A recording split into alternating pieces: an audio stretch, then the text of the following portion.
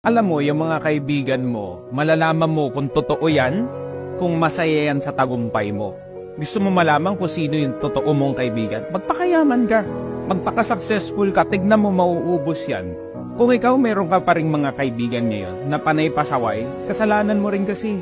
Inayaan mo makapasok sa circle mo, alam mo nang ang inggitero, andyan ka pa rin, hindi mo pa rin iniiwan. Alam mo magandang gawin mo, magpakayaman ka, tignan mo, from 10 friends, magiging 5 yan. Kasi yung 5 dyan, inggit sa'yo.